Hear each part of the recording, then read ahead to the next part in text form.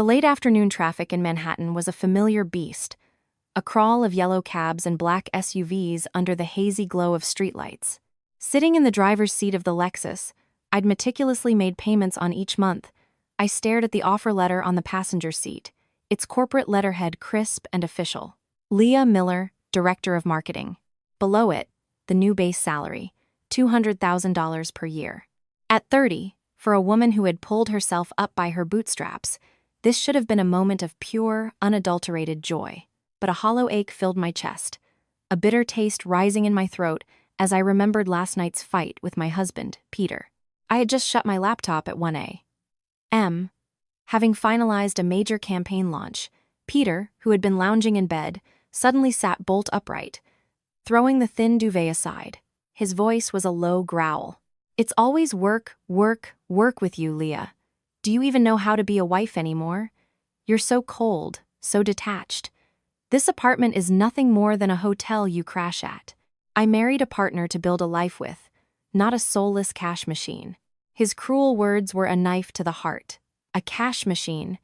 If this machine were to suddenly stop printing money, I wondered, how would this man with his fragile ego react? A crazy, heavy thought flashed through my mind. I tucked the promotion letter deep into my handbag, deciding to conduct a little test. I needed to know, once and for all, if in his eyes I was a life partner to share the burdens with, or simply an ATM. Stepping into our 15th floor condo, I was met with silence, save for the low hum of the television. The lingering smell of stale takeout pizza clung to the curtains. Peter was sprawled on the sofa, feet propped up on the coffee table, furiously tapping his phone, absorbed in a game. He muttered a curse every time his character died. "Peter," I said, forcing my voice to sound defeated, letting my shoulders slump with exhaustion. "We need to talk." He didn't bother to look up, his eyes glued to the screen. "Go ahead. I'm in the middle of a ranked match. Make it quick before I lose my standing." I was laid off today." The frantic sounds of the game ceased abruptly. The phone nearly slipped from his hand. He shot up like a released spring, his eyes wide, staring at me. There was no comforting embrace, no gentle, "Are you okay? I'm here for you." Instead, his face crumpled, contorting in a mask of pure panic. "What? Laid off? Are you kidding me, Leah?" Peter's voice cracked, hissing through his teeth. "It's true," I whispered, bowing my head, faking a choked sob. "The company is restructuring. They eliminated my whole department. My boss said my approach wasn't a good fit anymore. They terminated my contract this afternoon." Peter clutched his head, pacing the living room like a caged animal. His face flushed a deep, angry red. "What about the mortgage payment this month? What about the car, the building fees, the groceries, the utilities? How could you let this happen, Leah? Everything was fine, and now you've created this mess." "I tried my best," I said softly. "I worked late, I gave them everything, but the economy is tough. What was I supposed to do?" "Oh, cut the crap," he snapped, waving his hand dismissively. "I've told you 1,000,000 times. Women should just stay home and take care of the house. What's the point of all this career chasing? And now look, you expect me to carry this mountain of debt all by myself? My $60,000 a year salary won't even make a dent in our expenses." 1,000 tiny needles pierced my heart. For the past 3 years, whenever I brought home my substantial income to maintain the polished facade of our marriage, he was all smiles, enjoying every luxury as if it were his birthright. The moment I mentioned losing my job, he instantly saw me as a worthless burden he wanted to discard. Peter shot me a look of pure disgust, then snatched his phone and stormed out onto the balcony. He slammed the glass door shut, yanking the curtain closed behind him. He must have thought the soundproofing of our luxury condo was perfect, but in his haste, he'd left the sliding door cracked open just a sliver. I tiptoed closer, hiding myself against the wall beside the curtain.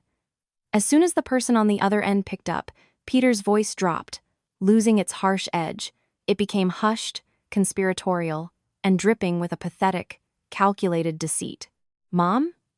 Yeah, it's Peter. Mom, listen. I probably won't be able to send you the $1,000 this month." His mother Brenda's loud, grating voice crackled through the phone, shattering the quiet. What's this, Peter? What did you waste money on now?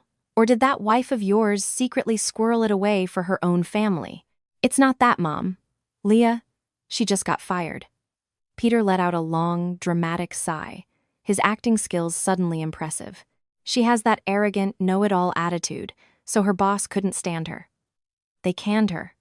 It's been so hard, Mom. I always have to cover for her in public to save face, but the truth is, I'm the one carrying this entire family. I work myself to the bone, so we have a roof over our heads. Everything we have, I bought. Now she's unemployed, just going to be a leech lying around the house, adding to my burden. Oh, for heaven's sake, I told you from the very beginning, didn't I? I told you not to marry her. My mother-in-law shrieked, her tone dripping with contempt. A man should marry a good, sensible girl who knows how to serve her husband and children. What's the use in marrying some ambitious city girl who thinks she's better than everyone? You just wait. I'm taking the first train into the city tomorrow morning. We are going to set some new rules in that house. If she's not earning, she's serving. She's not going to be a parasite living off my son. Yeah, Mom. Come as soon as you can. I'm just so tired of her. My throat was raw. My insides felt like they'd been scoured with salt. No tears fell, but a cold, ruthless fire began to smolder in my chest. I stared at the pathetic silhouette of the man on the balcony through the thin curtain. So, for all these years, behind my back, he'd been playing the role of the magnanimous husband, graciously supporting his leech of a wife. He used my hard-earned money to provide for his own mother, yet shamelessly took all the credit. A simple test, not even 30 minutes long, had completely unmasked the man I called my husband. I clenched my fists, my nails digging into my palms until they drew blood. Fine, Peter Jones, I thought. If you want to play the part of the noble, long-suffering provider, I'll roll out the red carpet and let you finish your performance.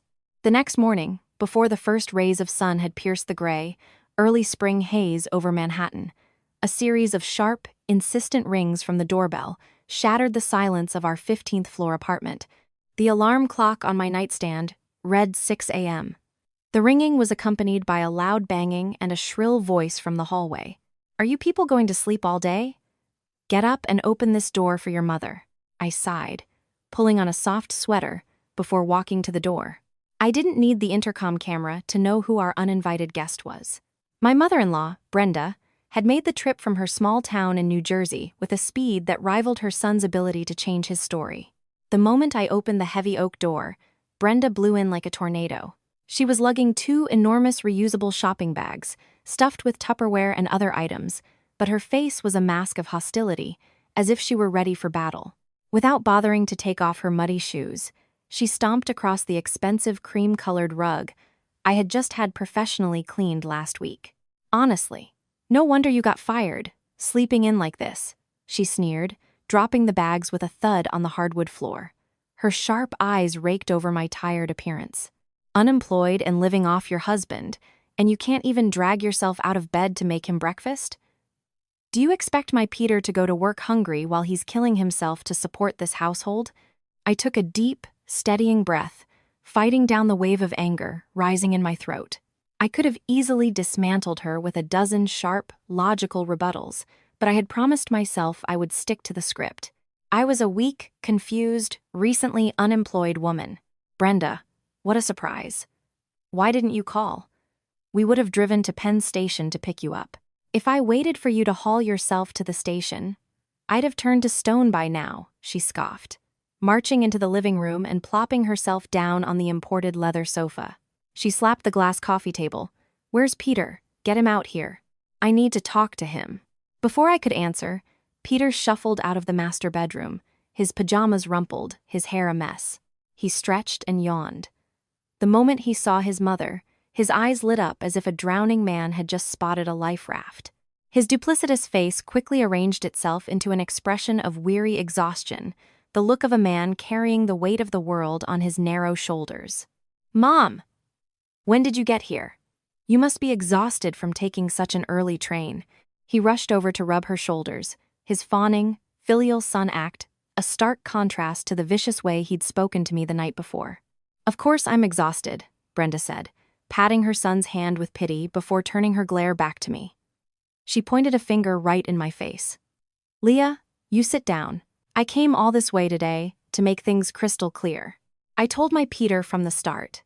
A man should marry a woman who knows her place. These high and mighty career women just want to walk all over their husbands. You city girls think you're so smart, but look at you now. I obediently pulled over an ottoman and sat, hands clasped in my lap, my gaze fixed on the floor. Mom, the company had layoffs. It was just the economy. I didn't do anything wrong. Don't you dare make excuses, Brenda shrieked, her voice cutting through me. They had plenty of people they could have fired. Why you? It's because of that entitled, bossy attitude of yours. Your superiors got sick of it and threw you out, didn't they? You're used to ordering my son around at home. You probably thought you were the queen at the office too.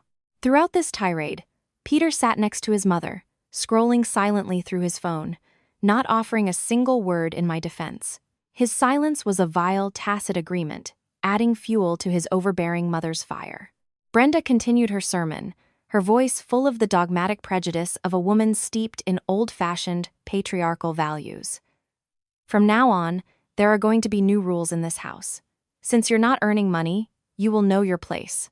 You will be up at 5:30 every morning to cook a hot breakfast for Peter. You will have his suit pressed and his shoes shined. When he comes home at night, a hot dinner will be on the table. This apartment will be spotless. My son works his fingers to the bone out there in the real world, under immense pressure. When he comes home, he deserves to be treated like a king. Do you understand me? I almost burst out laughing. A king? A mediocre sales associate with a $60,000 salary. That amount barely covered my monthly skincare regimen. Yet now, it had become the source of their absolute power, the justification for them to trample all over my dignity. And another thing, Brenda added, her voice dropping as she gave me a withering glare. That $1,000 a month my Peter sends me, he said he has to cut it off. I suppose, as his mother, I can make a sacrifice while he carries this burden. But you should be ashamed. Because of your uselessness, your mother-in-law can't go to her card games or luncheons back home. How am I supposed to face my friends? That's not fair, I murmured, my eyes locking onto the cowardly man beside her. That money has always come from my earnings. Shut your mouth! Peter suddenly yelled, looking up from his phone. His eyes bulged as he pointed at me. You're a leech, and you still have the nerve to talk back? Was my mother wrong about anything? Do you have any idea how much I have to grovel and humiliate myself with clients just to earn every single dollar to support you? I fell silent, staring from Peter to the smug, triumphant face of his mother. My frustration had reached its peak. For 3 years, I had been unknowingly feeding 2 blood-sucking parasites. Fine. The play had begun, so I would see it through. I would be the most devoted audience member, waiting patiently for the final act, when I would make them pay back everything they owed with interest. At 3 p.m., I used the excuse of going out to drop off resumes to escape the suffocating apartment, which now reeked of Brenda's menthol rub and judgmental pronouncements. My real destination wasn't a job interview, but a familiar cafe tucked away on a quiet, tree-lined street in the West Village. My best friend since college, Chloe, had been texting me all morning, "Get to our spot. Now. I have something insane to tell you." Walking in, I saw Chloe in our usual corner booth by the window. Her face was grim, her iced latte untouched, the ice long since melted. Seeing my haggard expression, she didn't waste time on pleasantries. She slid her phone across the table. "Look at this. Open your eyes and see what your great provider husband is carrying when he's out of the house." Chloe's voice was tight with anger. I frowned, hesitantly tapping the screen. My eyes were met with a candid photo, clearly taken from a distance. It was a trendy Soho bistro, the kind of place Peter's company frequented. In the photo, a man in a stylish navy blue dress shirt, the very one I'd bought him for our anniversary last month, had his arm wrapped around the waist of a very young woman. She was wearing a flimsy silk slip dress and was nestled against his shoulder. The man, smiling dotingly, his eyes soft with an adoration I hadn't seen in years, was unmistakably Peter. I swiped to the next photo, and the next. Peter brushing a strand of hair from her face. The two of them playfully feeding each other dessert. The kind of romantic gestures he'd always dismissed with me, claiming he was not the sentimental type and that married couples didn't need all that nonsense. My hand started to tremble. I was at my boss's birthday dinner at the restaurant across the street last night, Chloe explained, her voice a mix of pity and fury. I saw this disgusting display and zoomed in as much as I could. The girl's name is Jessica. I had a friend in HR at Peter's company look her up. She's 22, an intern in his department for the last 2 months. I swear, when I saw them, I wanted to march over there and slap him. But I held back to get this proof for you. What are you going to do, Leah? A wave of shock washed over me like a bucket of ice water. My chest ached, the pain so sharp it was hard to breathe. So his coldness at home wasn't because of work, pressure, or because I was inattentive. It was because he was saving all his tenderness, all his sweetness, for another woman. Using the sharp instincts of a marketing director accustomed to data and social media analysis, I pulled out my own phone. I typed Jessica and the name of Peter's company into the Instagram search bar. Her profile, completely public, popped up instantly. It was a world of pink filters, ostentatious posts of mid-range designer goods, and saccharine captions. I scrolled down to her most recent post from last night, the same night Peter had called me a soulless cash machine. It was a photo of a large, expensive-looking bouquet of cream-colored roses. The caption read, "Thank you, my love. Even a busy executive making $300K a year doesn't forget our 2-month anniversary. My heart goes out to you for having to carry your family and being stuck with a useless wife who only knows how to mooch and spend your money. I'll be waiting for the day your divorce is final, so I can officially make you the happiest man in the world." I stared at the words, executive making $300K a year, and useless wife who only knows how to mooch. A wave of nausea churned in my stomach. It was vile, utterly vile. Peter was a junior sales associate, making a paltry $60,000 a year. He often had to borrow cash from my wallet for gas or coffee. The $1,000 he sent his mother every month came directly from my account. And yet, to the outside world, he had constructed this glamorous facade of a successful executive to seduce a girl barely out of college. The pieces clicked into place. Where did he get the money for imported flowers, for expensive gifts, for fancy dinners? He was using my money, my sweat, my tears, the $200,000 salary I was about to earn were being used to fund his affair with a younger woman.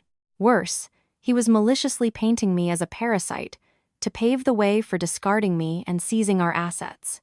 "You should cry," Chloe said, squeezing my hand, her own eyes welling up. "Let it out. That monster doesn't deserve your sacrifice, Leah." But I didn't cry. Strangely, after the initial shock, my tear ducts felt frozen. The bitter taste in my mouth transformed into a burning rage, incinerating any last vestiges of what I once called love and commitment.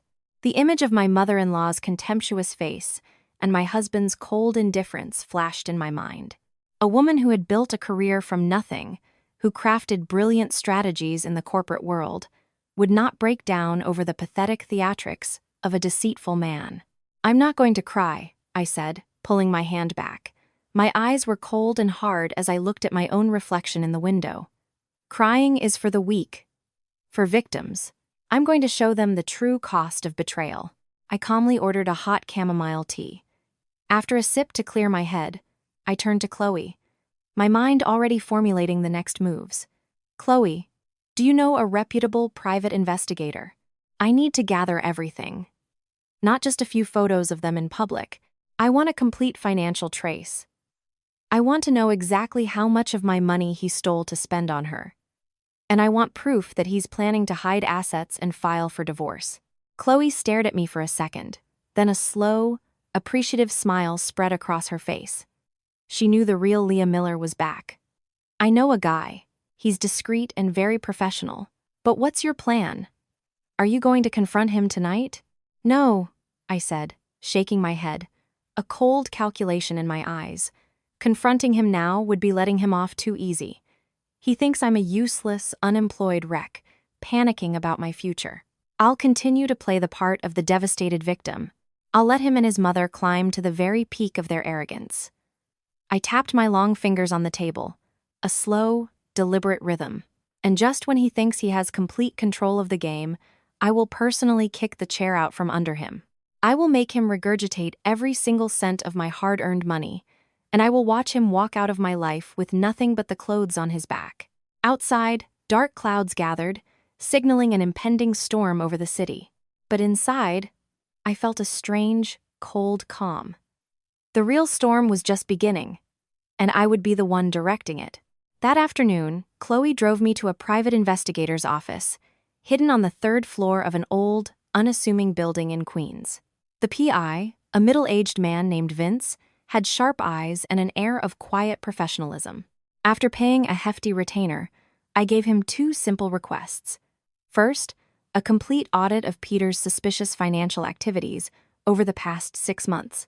Second, all possible evidence photos, Danteres, text messages proving his infidelity and his intent to fraudulently divide our assets.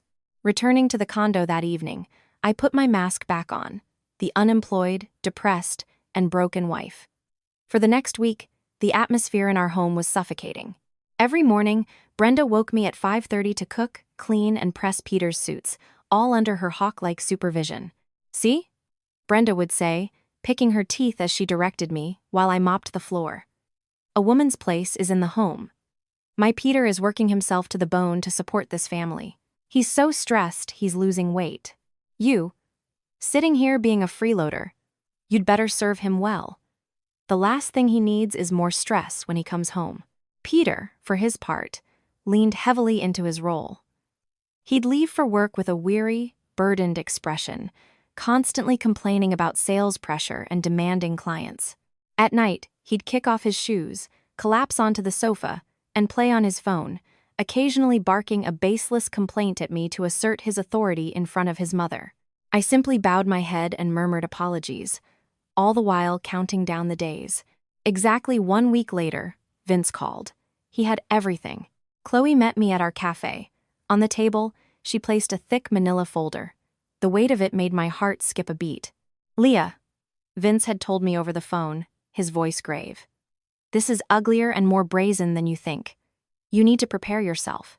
With trembling hands, I opened the folder. The first document was a lease agreement for a stylish studio apartment in Brooklyn Heights. The lease was in Peter's name, but the resident was listed as Jessica. The rent, $2,500 a month. The next pages were bank statements from our joint account, the one I funded for household expenses and the money for his mother. Like clockwork, on the 5th of every month, right after my direct deposit hit, Peter would withdraw a large sum. He'd transfer $3,000 directly to Jessica's account with nauseating memo lines like, "For my princess, and buy yourself a new dress, my love." $2,500 for rent, plus $3,000 in spending money for his mistress, totally $5,500 a month. His entire take-home pay was only about $4,000. The disgusting financial picture was now crystal clear. He was using his entire salary, plus a significant chunk of the household money I provided, to lavishly support an intern in Tenure's Jr., the generosity OFA, $300,000 a year executive, was built entirely on the back of my sleepless nights and high-stress deadlines. "It gets worse," Chloe said, pointing to the next section. Her voice was choked with vicarious rage. "Read the texts between those two pieces of trash." I flipped to the printed screenshots of their conversations. The words danced before my eyes, each one a tiny, sharp blade. "Jessica, baby, when are you finally going to leave that old hag at home? I'm so tired of waiting. All my friends are showing off engagement rings and new cars, and I feel so left out. Peter, patience, my princess. I have a plan." She's so bitter and difficult these days, I can't even stand to look at her. She just got fired, so she has nothing. I'm just waiting for her to burn through her last bit of savings. Then I'll file for divorce. The condo is a marital asset, so the court will have to split it 50-50.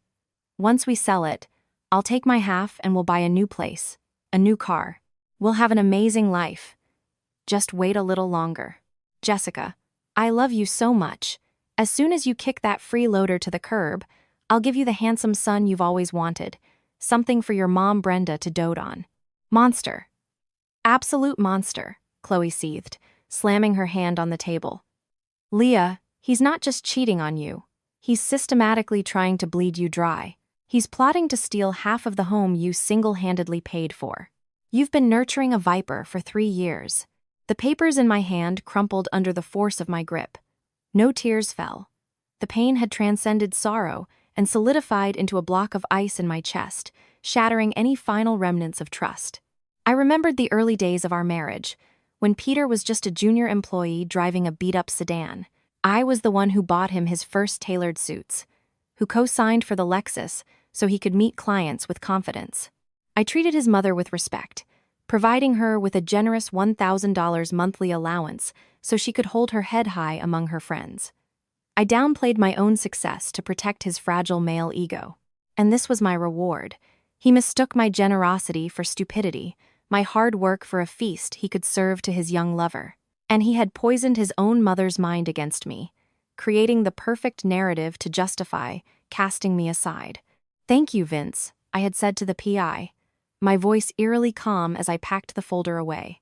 I looked at Chloe and managed a smile that even I found chilling. They want to stage a play about divorce and asset division? Fine. I'll give them the grandest stage imaginable. I'll pretend I've fallen right into their trap, that I'm so destitute I've become depressed. We'll see who's left homeless when the final curtain falls. Outside, the sun broke through the clouds after the storm. Everything was now painfully clear. There was no more heartbroken wife left inside me, only a woman holding a death warrant for a rotten marriage. Returning home, I fully committed to the greatest acting role of my life, the unemployed, depressed, and financially desperate wife. The facade wasn't hard to maintain, as I was daily subjected to the cold indifference of my husband and the relentless pressure from Brenda. Every morning was a slog in the kitchen, under my mother-in-law's critical gaze. She nitpicked everything, from me buying organic vegetables, a waste of my son's money, to using too much dish soap. Peter, meanwhile, perfected his role as the exhausted provider. He would come home, fling his briefcase onto the sofa, and moan, "Mom, you won't believe the pressure at work. The execs are breathing down my neck. Clients are impossible." I come home and see other men's wives contributing, and then I look at mine, unemployed and moping around. It kills my appetite. Brenda would immediately jump in, rubbing his shoulders while glaring at me. There, son. You just have to endure. We were unlucky to be saddled with this burden. Leah, are you deaf and blind? Go get your husband a cold beer. Don't just stand there. I would obediently fetch whatever he wanted, fighting the urge to shudder in disgust. He had no idea that my meek compliance was paving his path directly to ruin. Outwardly, I was a recluse, but in reality, every afternoon when Brenda went to her neighborhood book club, I took my laptop to a lawyer's office. Through Chloe, I had retained Michael, a formidable attorney specializing in contentious divorces. I laid out the purchase agreement for our Manhattan condo and the title for the Lexus. "Michael," I said, "while these are technically marital assets, I have irrefutable proof that 100% of the funds came from my personal premarital savings and my subsequent income." I presented the bank statements from the past 3 years. Every down payment, every single mortgage and car payment, was drawn directly from my salary account, the one that reflected my rising income. Peter's account, with his meager $60,000 salary, had never contributed a single dime. I even had the statements showing the $1,000 I transferred to him monthly for his mother, and the large sums he siphoned from our joint account to pay for his mistress's life. Michael reviewed the documents, nodding in approval. "Leah, you've been incredibly thorough. With this clear financial trail, combined with the evidence of his infidelity, a serious breach of the marital contract, the court will almost certainly protect your assets.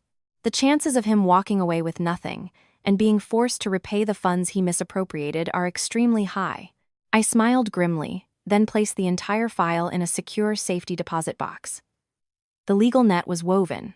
Meanwhile, seeing me grow more listless and seemingly broke, Peter grew cocky and careless. He was convinced his useless wife was defeated. One morning, he doused himself in expensive cologne, styled his hair perfectly, and put on a brand new shirt.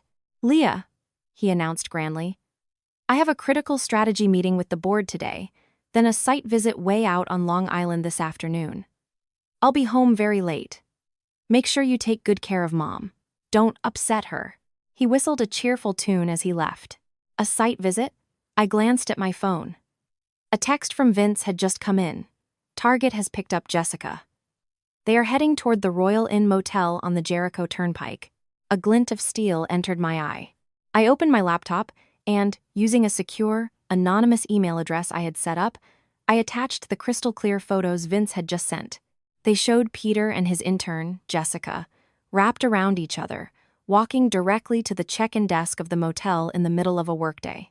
The date and timestamp, from the security camera, were undeniable. My subject line was short but devastating. Report of serious breach of employee conduct and company policy. The recipients were the general mailboxes for the board of directors and the head of HR at his company. I clicked send. I would destroy the very foundation of the false pride he used to humiliate me. That night, at 8 p.m., Peter dragged himself home. The cheerful whistle was gone. His face was a ghastly ashen gray, his eyes bloodshot and wild. He kicked his expensive shoes into a corner and stormed into the bedroom, slamming the door. Brenda, startled from her TV show, rushed to the door. "Peter, son, what is it? Did a client give you trouble? Did your boss yell at you?" A muffled roar came from inside. "Leave me alone, Mom. My head is splitting open. Just leave me alone." From the living room, I calmly wiped down the coffee table. Vince had already updated me. As soon as Peter returned to the office that afternoon, he was summoned by HR for a 2-hour meeting. He was put on probation, his quarterly bonus was revoked, and a formal reprimand was placed in his file for inappropriate relations with a subordinate during work hours. The dreamy intern, Jessica, was summarily fired, forced to pack her desk in a cardboard box under the scornful eyes of her colleagues. Staring at the closed bedroom door, behind which the betrayer was spiraling in panic, I felt a surge of cold, satisfying power. The trap had been sprung, the silent sabotage was complete. The night of judgment had arrived. It was time for me to step into the light and rip his mask off for good. The air in the 15th floor condo was thick with unspoken tension. At 8:30 p.m., Brenda, dressed in her finest floral blouse, headed downstairs for her weekly line dancing class with the other seniors in the building. Now, it was just Peter and me. The crystal chandelier cast a pale yellow light on Peter's drawn, gray face. He emerged from the bedroom, his designer shirt now hopelessly wrinkled. He collapsed onto the sofa across from me, running his hands through his hair. He took a deep breath, trying to muster one last performance as the tragic hero. "Leah," he began, his voice heavy with fake sorrow. "I think we need to be realistic. Things are just impossible right now. My job is a nightmare. My boss is out to get me, clients are backing out, and you're unemployed. You're just sitting around the house, becoming bitter. All we do is fight. My salary can't cover this mortgage, the car, all the bills." I sat in silence, sipping my now cold chamomile tea, calmly watching him deliver his final lines. Seeing no reaction, he pressed on, thinking I was lost in despair. He sighed dramatically. "I'm just so tired, Leah. If we keep this up, we'll both drown. I think we should get a divorce." He paused, letting the words hang in the air, his tone dripping with false magnanimity. "I'm doing this for you, too. To set you free. I don't want you to suffer because of my financial struggles. This condo is our joint asset. We can sell it, split the money. You can take your half, maybe move back home, open a little shop or something. I'll be fine. I can start over with nothing. Sell the condo? Split the money? Start over with nothing?" A small, dry chuckle escaped my lips, then grew into a full, ringing laugh. The sound, sharp and mocking in the quiet room, made Peter flinch. "Set me free? Split the assets so I can open a little shop?" I slammed my teacup down on the glass table. My eyes, cold as ice, bored into his. "You're a phenomenal actor, Peter. But the show is over." I reached into my handbag and pulled out the thick manila folder. I slapped it onto the table between us. The heavy thud sounded like a death knell. "Read this. Then we can talk about your noble sacrifice." Peter's brow furrowed, his eyes darting between me and the folder. With a trembling hand, he opened it. The first page was a collage of high-resolution photos of him and Jessica checking into the Royal Inn Motel. Right below, it was a printout of the anonymous email that had been sent to his company's board. Peter's face went from pale to ghostly white. His lips trembled. You were following me? You sent that email? I did, I said, crossing my arms, my voice steely and clear. But that was just the appetizer. Keep reading, my great provider. His hand shook as he turned the page. He was met with the certified bank statements, stamped by my attorney. I leaned forward, pointing a manicured finger at the highlighted figures. Your monthly take-home pay is about $4,000, yet you paid $2,500 for your two-year-old intern's apartment and gave her another $3,000 in spending money. Total, $5,500. Explain to me, Peter, where did a failure like you get the extra $1,500? His jaw dropped. Sweat beaded on his forehead. He knew he was caught. You can't answer, can you? Let me tell you, I said, my voice rising. It came from the joint account I funded for our life. It came from the $1,000 a month I gave you to send to your mother. You leached off me, Peter. You used my sweat and blood to finance your affair. Then you had the audacity to tell your mother I was the freeloader. You plotted to wait until I was broke, then divorce me to steal half of the home I paid for with my own life force. With that, I played the audio recording of his phone call with Jessica, the one where he promised to kick his old hag of a wife to the curb. His voice, filled with sickening promises, echoed through the room. Every lie, every shred of his pathetic ego, was stripped bare. Peter completely unraveled. His legs gave out, and he slid off the sofa, collapsing onto the rug at my feet. He grabbed my legs, his face a mess of tears and snot. Leah, I'm so sorry. I was wrong. She bewitched me. It was because you were so busy, so successful, you always made me feel small. I'm a man, I have pride. I just needed to feel wanted. I yanked my leg away from his disgusting grasp, looking down at him with nothing but pity and contempt. Don't you dare blame your depravity on my ambition. I reached back into my bag and pulled out the final document, my brand new employment contract. I threw it in his face. Read it. Leah Miller, Director of Marketing. Base salary, $200,000 a year. I was never laid off, you fool. It was a test of your character. A test you failed spectacularly. Did you really think you could outsmart the woman who built this life? Peter stared, his eyes practically bulging out of their sockets. One shock after another had rendered him speechless. He looked from the letter back to me, the dawning horror and pathetic regret twisting his features. He had it all, and he had thrown it all away himself. I produced 2 copies of the divorce settlement, drafted by Michael.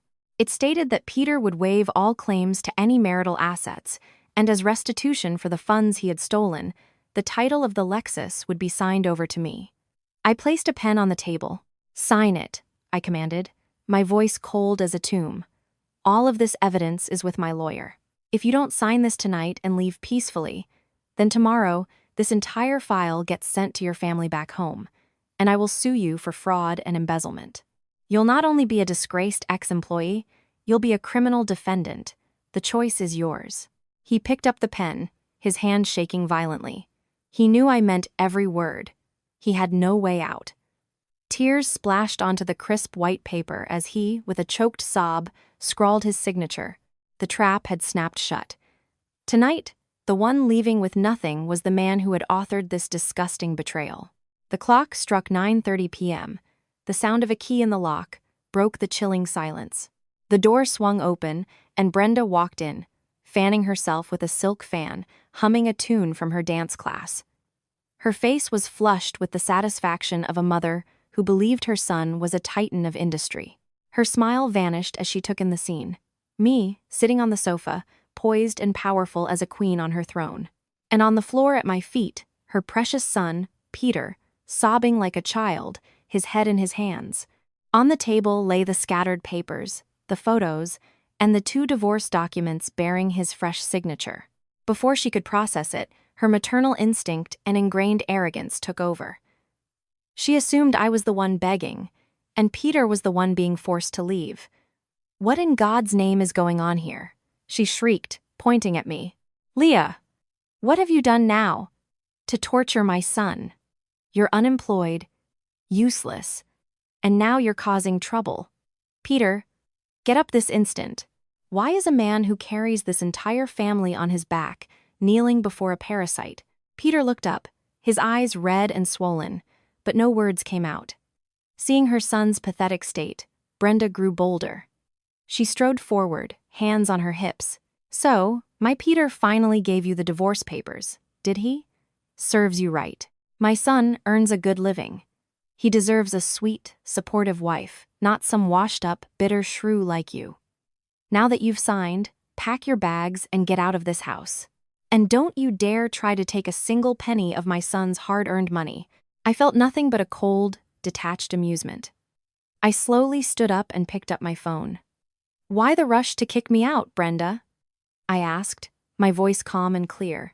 Before I go, perhaps you should listen to this, so you can hear for yourself how your son earned the money he so filially sent you. I pressed play, the volume on maximum. Peter's voice filled the room, intertwined with the cloying sweetness of his 2-year-old mistress. Jessica, baby, did your mom call for money again this month? You can't keep giving her money. How are we supposed to save for my new Birkin? Peter, oh, princess, don't worry about her. She's just an old nag back in Jersey. Who cares? I just send her money from the wife's account to shut her up. It keeps her off my back. The money I actually earn is for taking care of my princess, for our apartment, for you. The recording was short, but it was an atomic bomb. The air crackled. The smug, scolding expression on Brenda's face froze. Her eyes widened in horror, first at the phone, then at her son, still crumpled on the floor. Her body swayed, and she grabbed the back of the sofa to keep from falling. Did you hear that clearly, Brenda? I asked, tossing the bank statements onto the table in front of her.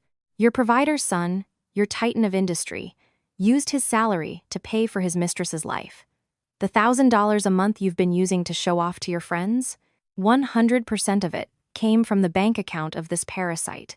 Brenda stammered, her face drained of all color. No, it can't be. Peter, you lied to me. You used your wife's money for that girl, and you used her money to support me, all while telling me you were the provider. Peter crawled towards her, grabbing her legs. Mom, help me. I messed up, Mom. She tricked me. She was never fired, Mom. She got a promotion. She's a director. She's making $200,000. It was all a trap. The ugly, brutal truth was laid bare. Brenda's pride in her son, the foundation of her entire worldview, crumbled into dust. It was all a lie. Worse, she realized she had been an accomplice, a cruel and ungrateful fool who had tormented the very person keeping their entire charade afloat. Old nag. Send her money to shut her up. The words, from her own son's lips, were a dagger in her heart. Crack! The sound of her hand connecting with his face echoed through the room. She had slapped him with all her remaining strength. You worthless animal! She screamed, tears of shame and rage streaming down her wrinkled face. I did not raise a man this pathetic, this vile. After striking her son, her strength gave out. She collapsed to her knees beside him. She turned to me, her hands grabbing at the hem of my pants, her eyes filled with a desperate, pathetic plea. Leah, I'm begging you. I'm so sorry. I was blind. I was a fool to believe that liar. Please, for the love of God, forgive me. Forgive him. His career is ruined. If he has nothing, how will he live? Looking at the two of them kneeling before me, my heart was a frozen stone. A crocodile's tears could not wash away the scars they had carved into my soul. I gently removed her hands from my clothes and took a step back. It's too late, Brenda, I said, my voice like ice. My forgiveness is not so cheap as to be wasted on those who tried to destroy me. He signed the papers. He agreed to leave with nothing to repay what he stole. From this moment on, this home is mine. I pointed toward the open front door, where the cold night air was rushing in. I am giving you both exactly 30 minutes to pack your personal belongings. If you are not out of this apartment in 30 minutes, I will call building security and have you escorted out as trespassers. Please, leave." Brenda stared in disbelief, then broke into heart-wrenching sobs. Peter simply crumpled, a hollowed-out shell of a man. They staggered to their feet and shuffled into their rooms, stuffing wrinkled clothes into shopping bags and a cheap suitcase. At precisely 10:15 p.m., two pathetic, hunched figures walked out of my warm, bright apartment. The heavy oak door slammed shut, sealing their cries and their lies on the other side, in the cold, sterile hallway. I turned and looked around the spacious apartment. I took a deep, cleansing breath. The air had never felt so clean. The months that followed were a blur of crisp, decisive action. The divorce was finalized with ruthless efficiency. With Michael's expertise and the mountain of irrefutable evidence, Peter stood no chance in court. He showed up to the proceedings looking like a ghost, thin, unshaven, a haunted look in his eyes. I, in contrast, wore a tailored power suit, my demeanor calm and confident. The judge's verdict was swift and brutal. The condo and the car were awarded to me 100%. The court affirmed that they were purchased and maintained entirely with my personal funds. Not only did Peter leave with nothing, but he was also ordered to repay the tens of thousands of dollars he had siphoned from our joint account to fund his affair. Every door slammed shut in his face. Fired for gross misconduct, he was blacklisted in his industry. Drowning in debt to me, he tried to borrow from friends, but no one would touch him. And then, the inevitable punchline. Jessica, the 22-year-old princess, upon learning her $300K executive was actually a broke, unemployed deadbeat, blocked him on all platforms. Chloe told me he had shown up at her cheap rental apartment, begging, only to be publicly screamed at and called a pathetic loser before her new boyfriend, a middle manager from another firm, had him thrown out. Brenda, humiliated and shamed back in her small town, fell ill, spending weeks in bed, lamenting the foolish son who had single-handedly destroyed his own comfortable life. Hearing all this, I felt only a distant, serene detachment. Their fate was no longer my concern. The trash had been taken out. 6 months after the divorce, I sold the condo. It held too many toxic memories. With the proceeds and a massive year-end bonus, I bought a brand new penthouse apartment in a luxury building overlooking Central Park. The space was all mine. Minimalist design, a palette of cool grays and whites filled with light. No more smell of menthol rub, no more incessant nagging. My career soared to new heights. No longer holding myself back to protect a fragile ego, I unleashed my full potential. My campaigns broke company records. The $200,000 salary was just the beginning. Tonight, the city lights sparkle below me like a carpet of diamonds. Standing on my new terrace, I close my eyes, enjoying the profound peace of a healed soul. The wind from the park tousles my hair. In my hand is a glass of Napa Cabernet, its deep red reflecting the vibrant energy of the city. I raise my glass to the empty air, a final toast to a painful past that forged the unshakable woman I am today. Through the bitterness of betrayal, I learned the most vital lesson. A woman, no matter how strong or capable, should never sacrifice her own well-being for a parasitic love or the hollow approval of others. We are not born to be shadows behind men, nor are we tools to satisfy the endless greed of the ungrateful. The night sky above me is clear and vast, just like the future stretching out before me. I take a sip of wine. It's sharp on the tongue at first, but leaves a long, sweet finish. A radiant smile spreads across my face as I make a silent promise to myself, with all the pride of a woman who has single-handedly rewritten her own destiny. Before learning to love anyone else, a woman must first, and always, learn to love herself.